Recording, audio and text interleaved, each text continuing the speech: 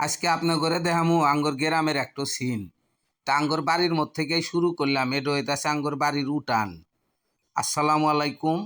আপনারা এই ভিডিওটা ব্যাখ্যানি দেখেন তাহলে সিন বুঝবেন। সকালবেলা ঘুম থেকে উঠে আমি আল্লাহ হাঁটপান নেগা বাড়াই। তে কি কুয়াশা পড়ছে। তে সেই কুয়াশার মধ্যে দিয়া আটতে আটতে আল্লাহ চড়ার মধ্যে যাইতেছি। ঘরের দরজাটা খোলার হাতে হাতেই দেখি কুয়াশা আমার মুহের মধ্যে টাস করে নাগলো। তো ঘরের মধ্যে থেকে বাড়া হেরা আল্লাহ অবদার উপরে উঠছি। পাহর গাছগুনার মধ্যে কুয়াশা দিয়া ডেহা গেছে।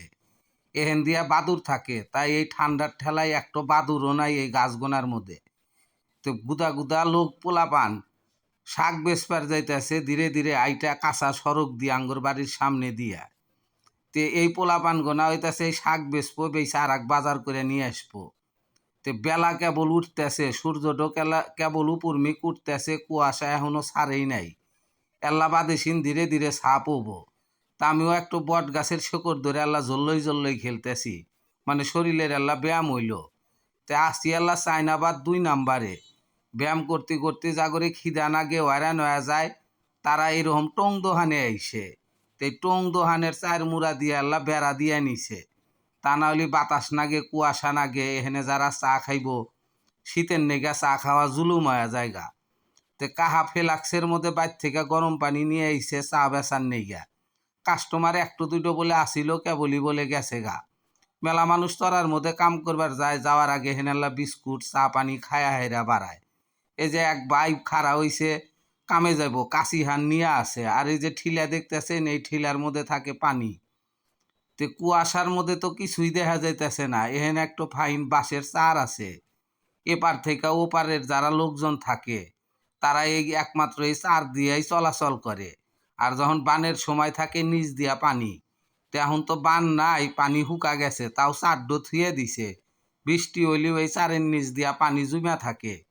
তো জায়গাটা দেখে মনে হইতেছে এটা মানে কোনো বিদেশি জায়গা। আসলে এটা বিদেশি না, এটা সিরাজগঞ্জে। চড়ার মধ্যে থেকে এক ভাই কি সুন্দর কাঁচকলা কাইটা নিয়ে যাইতেছে বেচার নেকবা। একবারে আলি কাঁচকলা। তো শস্যা গাড়ছে হেন্দিয়া, শস্যা এখনো ফোটে নাই। 2-1 জমির যারা আগুর গাড়ছে তাগরেই এই শস্যার ফুলগোনা ফুটছে। তা আমার কাছে ভালোই ঠেকতেছে। তো মেলা মানুষ শাক বেচবার নিগে নিয়ে যাইতেছে, মেলা তৈ তরকারি নিয়ে যাইতেছে। বেলা ঢুকে বলে আল্লাহ উঠছে, কুয়াশাটাও ধীরে ধীরে আল্লাহ কমে গেছে গা। তো পোলাপান গোনাক ডাক পেরে কইলাম, গেদিরা তোরা কি শাক নিয়ে যাস? তো কইতাছে মূলার শাক। বলে তুই মূলার শাক নেস কে? কয় আমি নিয়ে যাই, আব্বা আর এক কামে গেছে, মা কাম করতেছে। তো দুইজনের কাছেই দেখতেছি মূলার শাক।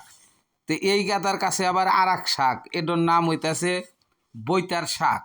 তো এই বৈতার শাক গোনা হইতেছে গম ক্ষেতের মধ্যে হয়, আবার এখন আবাদও করে। যেটা আবাদ করে সেটা বেশি ভাল লাগে না। এই শাক গোনা বেচবো, বেচা আবার আর এক রকমের বাজারপাতি করে নিয়ে আসবো। এক কাহা আইসে গরুর দুধ নিয়ে, আর লাল বালতির মধ্যে দুধ কি হামে রাখে, তাহলে ওর দুধ আরো ধলা ফক ফকা দেখা যায়। দুধ গোনা খুব ঘন, দেখেন না উপর থেকে যে হইতেছে নিচমিক সারা যায়, ওবি ফেনা উঠা যায় দুধের মধ্যে। তো দুধ গোনা দেখা এটা ভালোই মনে হইতেছে। তো এক মাছ আলাও আইসে, দেখি কি মাছ। দেখতেছি সব এগনা নদীর মাছ। এগনা হইতেছে নদীর পানি এখন শুকা গেছে, খালের মতো বাড়াইছে। ওহন দিয়া দিয়াল দারকি পাতে, ওই দিয়াল দারকির মধ্যে এই মাছ গোনা পড়ে।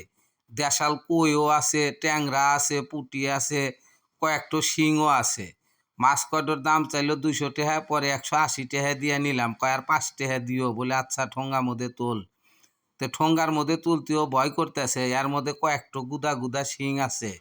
এই শিং যদি কাটা দেয় তাহলে ও তো বিষের ঠেলাই থেকে হারবো না।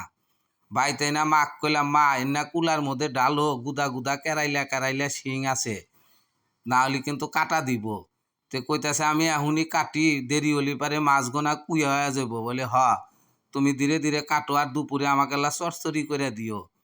তে শিং মাছ গোনা যে কাটতেছে দেখেন এখনো নড়তেছে। তা আপনি করে আর একটু জিনিস দেখামু, যদি হেসারির শিং হইল নে কাটার হাতে হাতেই মরা যায়, কিন্তু এগুলা দেশি শিং দিয়ে মরতেছে না। পানির মধ্যে আরো 2টো কাইটা থুইছে, এটাও কাইটা থুয়ে দিল, দেখছেন তাও নড়তেছে। হেসারির অলিপারে এতক্ষণ কহুন পুত হয়ে গেল নিগা। তো ভিডিওটো কার কেবা থাকলো অবশ্যই কমেন্ট করে জানাই।